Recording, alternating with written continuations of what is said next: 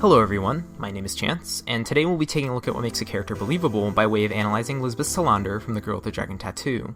To preface this, I would like to add that I very much enjoyed Lisbeth as a character, and although I tried to stay objective for the sake of this analysis, my bias may still affect my opinion. But with that out of the way, let's get started. My three goals for this video are to answer in no particular order. 1. Was Lisbeth believable? 2. If not, does this matter? 3. What makes a character believable? The Girl with the Dragon Tattoo was first published in 2005. The original Swedish title of the book was Men Who Hate Women, which gives some insight to what the surface-level mystery is about, and also alludes to the main theme of the book, misogyny. Lisbeth Salander is a very interesting character with real motivations and flaws, who embodies the themes of the novel through her actions, dialogue, and thinking. Everything that she does in the book, she does with purpose, coinciding with her background and who she is as a person. However, looking back on the book after I've read it, and also completing the trilogy, I'm not so sure I buy into how realistic of a character she actually is. But does this matter? Does she really need to be realistic? Lisbeth Salander is a pale, skinny woman who has red hair, which she dyes black. She is a hacker who operates under the pseudonym Wasp for the group known as Hacker Republic. She uses these skills to do investigative work for Mountain Security before she started to take on freelance projects under Mikhail Blankovist. She has a photographic memory and is skilled at hiding her identity, even going as far to have an alternate persona, Irene Nesser, that she uses at times when she needs to not be seen.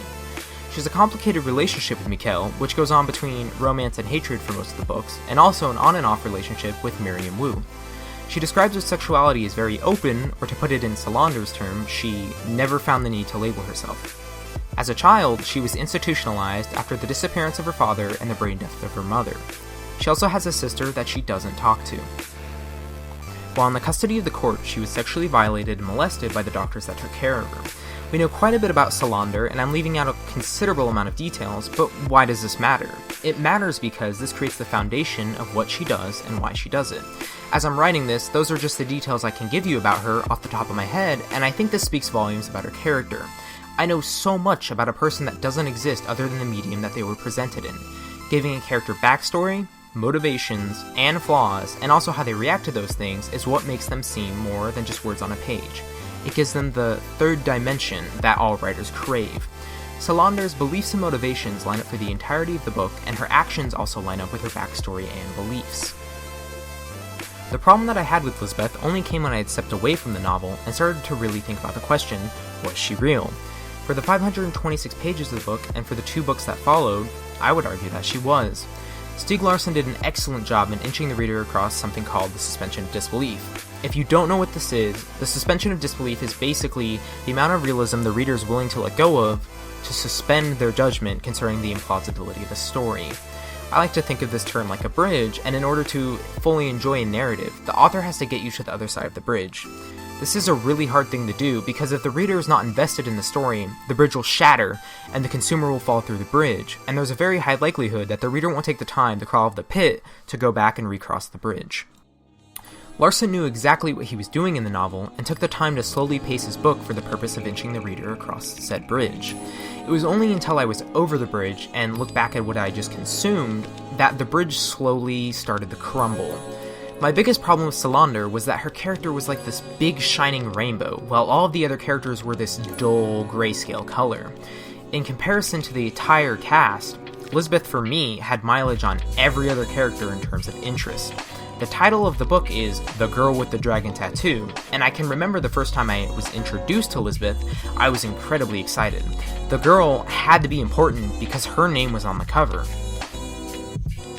Lisbeth had a strong feminist fantasy trope going behind her, and almost felt like a superhero sometimes.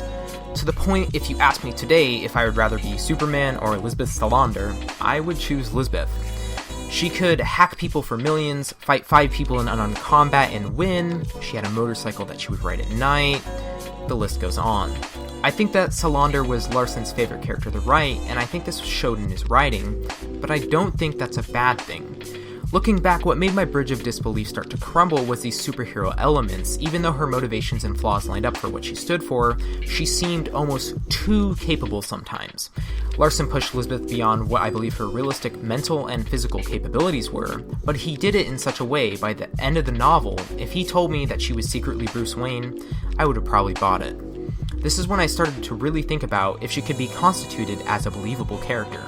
But then, I asked a better question. Did it matter? This is quite a bit more interesting. Did it matter if Lisbeth was too powerful? Or that I didn't feel that I would ever really meet anyone like that in my life? That I couldn't see them walking down the street?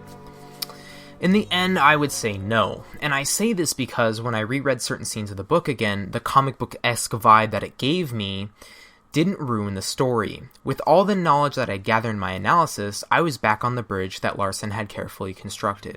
And I wasn't falling through my bridge. Thank you all for listening to my ramblings, and if you enjoyed this video and have time, I would love some feedback. This is my first time ever trying to do a video essay, and I would really like to know how I can make it better for next time. Thanks for listening. Step into my circle with the opposite of Urkel. When I pull up flying purple, people eaters could invite me. I sealed the fate of Herschel, and I just leave them on the limb and hand them my business. Rappers are walking that I